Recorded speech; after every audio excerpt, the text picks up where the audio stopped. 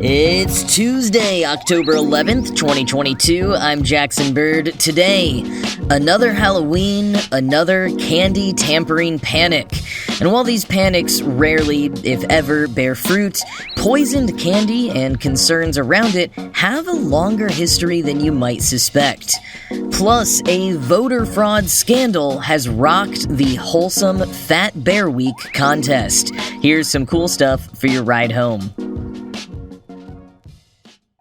It's that time of year. The leaves are beginning to change colors, pumpkin spice everything is filling the grocery store end caps, and local authorities are telling people about the latest trend in Halloween candy tampering. Last year, it was premium-priced THC candies designed to look like actual bags of Starburst and Sour Patch Kids. This year, rainbow-colored fentanyl. Like the THC candies, the product does actually exist, but the idea that any drug dealer would be just giving away mass amounts of their product to random small kids is a bit hard to believe. Selling fentanyl in cool-looking colors to attract teenagers and younger adults?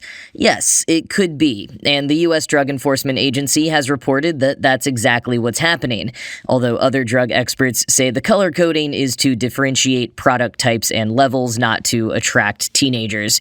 But the pills are not being handed out for free in trick-or-treat bags to elementary schoolers, as Senator Chuck Schumer and others have been claiming. Or at least there is no evidence for this, and the logic doesn't quite add up when you think about it. How would a first grader return as a paying customer for more? Now, just to be clear though, fentanyl is incredibly dangerous, and overdoses and deaths linked to other drugs being laced with fentanyl have been on the rise. According to the DEA, in 2021, 67% of drug overdoses and drug poisonings involved synthetic opioids like fentanyl. Usually packaged to look like plain prescription pills, or again laced with another drug, the new so-called rainbow fentanyl, which the DEA alleges is also being called Skittles or Sweet Tarts, is made to look pretty similar to the latter. But again, there has been no evidence these pills are actually being given to kids or designed to do so. Quoting Salon, Dr. Nabarun Dasgupta, a pharmaceutical scientist at the University of North Carolina, Chapel Hill, says the DEA's framing was so divorced from any reality of what drug markets are actually like, it was almost laughable that our country's top drug enforcement folks are so out of touch with what's happening on the ground. Claire Zagorski, a licensed paramedic, program coordinator, and harm reduction instructor for the PhARM program at the University of Texas at Austin, described the DEA announcement as old recycled drug propaganda that echoes the perennial myth that Halloween candy might be spiked with illicit narcotics. End quote. The propaganda side of it comes into play when, as Dr. Ryan Marino points out, the panic sparked by the claim leads to legislators like Senator Schumer asking for an additional $290 million in funding for the agency. And when the claim hinges on allegations of undocumented people coming over the border to poison our kids, playing into anti-immigrant sentiment just ahead of the election. Now, I did a whole segment on this last year, link in the show notes if you want to listen, but I will say it again, there has never actually been a case of a stranger tampering with a kid's Halloween candy. Of all the alleged cases that researchers and federal agencies have investigated, only 3 actually happened that we know of. But 2 of those were kids being intentionally or accidentally poisoned by family members and it being blamed on trick-or-treat candy from a stranger. And the third was a stranger putting needles into chocolate, but just one teenager got a few pricks on their lips before the man was caught. And honestly, I would want to do a little bit more research into that alleged case anyways. Now, there are also broader cases of non-Halloween related poisoning, like the Tylenol murders in Chicago in 1982, which did actually happen, as well as other tampering myths that decidedly did not. On a recent episode of the American Hysteria podcast, host Chelsea Weber-Smith gave a few explanations for how these stories get started. Sometimes it's teenagers making things up and adults, especially in the media, believing it without actually checking. Other times, it's adults making things up to try to get payouts from lawsuits. And sometimes it's paranoia, making individuals believe threats that don't exist. So Weber Smith gave the example of one FBI investigation in which numerous people had been mistaking crystallized sugar for glass and bits of wheat for wood chips. And that paranoia is almost understandable when you think about how frequently stories like these get run on the news. As John Oliver pointed out on his most recent episode of Last Week Tonight, crime reporting on the news in the US absolutely ballooned starting in the 1970s, when producers realized how cheap it was to make segments about local crime and how much viewers would eat it up. The 70s also happens to be when one of the first major newspaper stories about trick-or-treat candy tampering appeared in the New York Times. Paranoia was really ramping up in that era in the US, in the lead-up to the Satanic Panic. Again, you can hear more about that and some of the cases I just alluded to in my segment from last year on candy tampering, but right now I want to take it back even further. But before I do, a word from today's sponsors.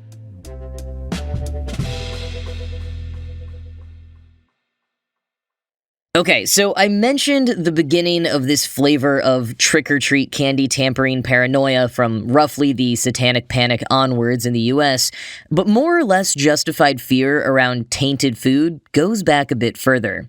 On that American Hysteria episode, host Weber Smith brought up some excellent historical context that I don't usually hear in this discussion. They explained how paranoia about tainted food goes back to the Industrial Revolution, when people began increasingly eating food that had not been made by themselves or people close to them in the community, when it started coming from factories, and there were all kinds of new foods being sold to them, ones with ingredients that some people had never heard of, and which, in many cases, really shouldn't have been consumed by humans. So in that spirit, I want to share an older story with you, one of true-to-life tainted candy from October of 1858. That's when candy salesman William Hardacre sold 5 pounds of black and white striped peppermint candies called humbugs to the people of Bradford, England. Tons of people in town visited his candy stall in the market that day, perhaps purchasing more than usual, since Hardacre had marked the price of the candies down, a discount for the slight discoloration in that batch, according to Atlas Obscura, who shared the story as part of their Fright Club series last year. That was on October 30th. And by the next morning, Halloween, although it wouldn't have been celebrated quite as such in England at the time, 2 children in Bradford were dead. Now, at first, Atlas Obscura points out, no one was too suspicious of the deaths because children unfortunately died with relative frequency in that era due to disease, especially cholera. But then 2 more children were found dead, and their father made the connection to the peppermint humbugs. Police went to investigate Hardacre, who had sold the candies at the market, only to find him, like so many people all over town that day, violently ill. However the candies had become poisoned, Hardacre had not done it himself. Now here's a quick thing that you should know about the state of food in mid-19th century England, quoting Atlas Obscura. In Victorian England, it wouldn't have required a giant leap of imagination to suspect poisoning.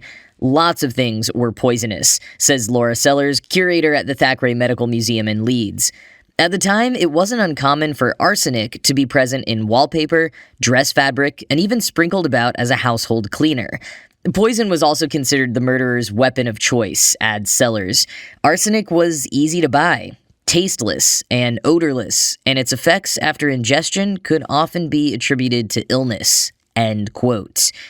Candies, which were marketed in bright, exciting colors and flavors to children, were particularly susceptible to being filled with all kinds of experimental and barely edible ingredients.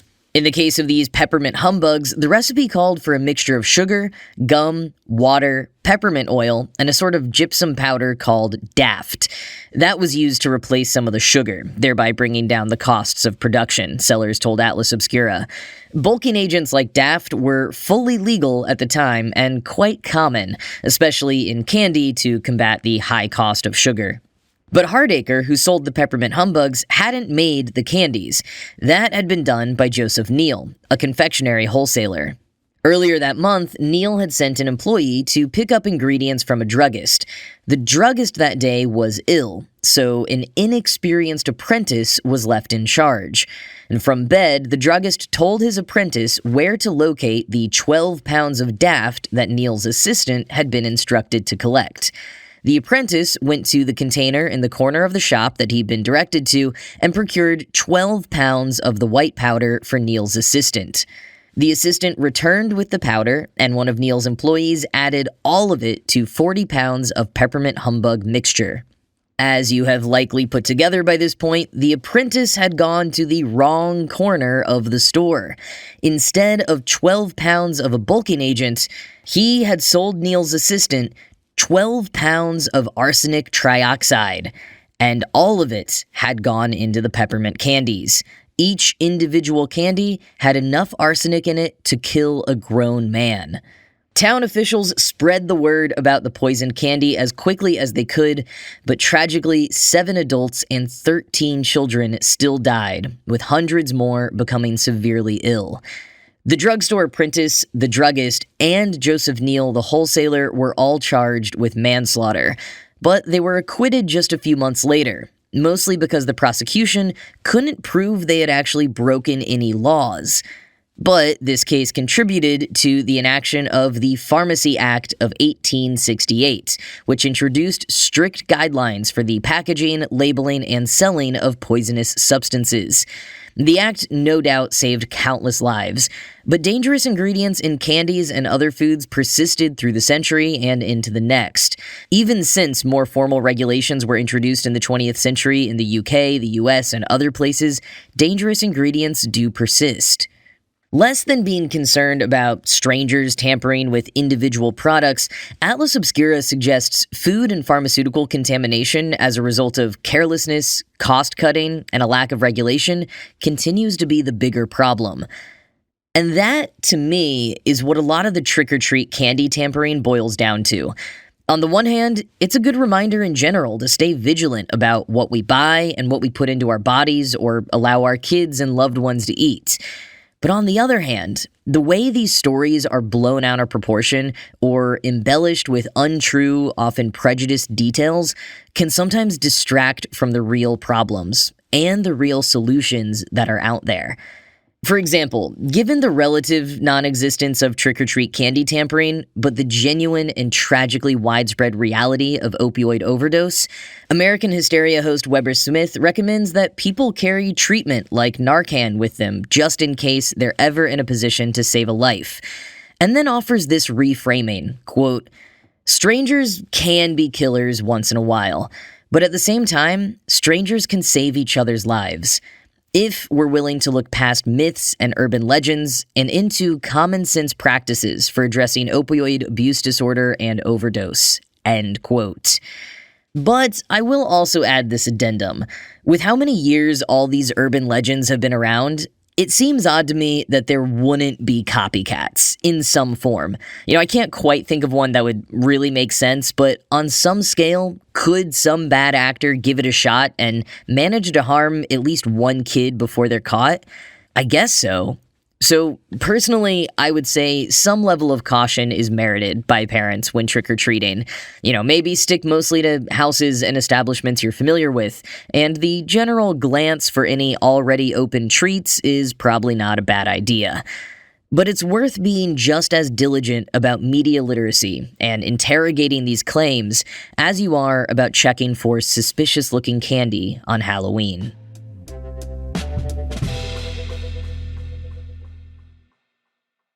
Well, continuing the we can't have nice things theme of the day, apparently Fat Bear Week was rocked by voter fraud. Voting for the bear at Katmai National Park in Alaska, who has packed on the most pounds to prepare for winter hibernation and also won the hearts of viewers of the 24/7 live bear cam, will end tonight. But because even online brackets celebrating the natural world can't escape scandal these days, Katmai announced over the weekend that for the first time in 8 years, Fat Bear Week fell victim to ballot stuffing.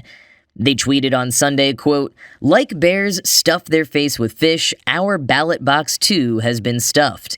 It appears someone has decided to spam the Fat Bear Week poll, but fortunately it's easy for us to tell which votes are fraudulent and we have discarded the fake votes." End quote. Amber Kraft, Interpretation and Education Program Manager for the National Park Service, explained to Rolling Stone that bear number 435, nicknamed Holly, had received over 9,000 votes in a short period of time, coming from fake email addresses from several different IP addresses, in an apparent attempt to allow Holly to move forward in the bracket ahead of competitor 747. Quoting Rolling Stone, "It was the speediest and most significant comeback the NPS had seen in a Fat Bear face-off, and it immediately drew suspicion. Filtering out the votes from those handful of IPs confirmed that 747 had bested 435, who nonetheless, to her credit, was 2019's Fat Bear Week champion. On further review, none of the previous rounds bore signs of suspicious activity, and NPS has now added a CAPTCHA to its system in order to create another barrier to stop fraudulent voting." End quote. All in all, not a huge scandal, but still a little disappointing to hear about unsavory behavior from what Rolling Stone describes as one of the most wholesome, innocent traditions on the internet. And to that point, Kraft from the National Park Service also emphasized to Rolling Stone how, in their eyes, all the bears are winners. Kraft said, quote, "Bears get fat to survive, and the health of Katmay's ecosystem, as demonstrated by the sustained run of salmon, clean water, and thriving flora and fauna, enables their survival. We hope that the awareness that Fat Bear Week brings will grow into caring and action in whatever way makes the most sense for each individual." End quote. See? Innocent and entirely wholesome. As of recording, the competition is still on between 747 and 901, but those of you listening in the future may now know which bear succeeded to become the favorite of 2022.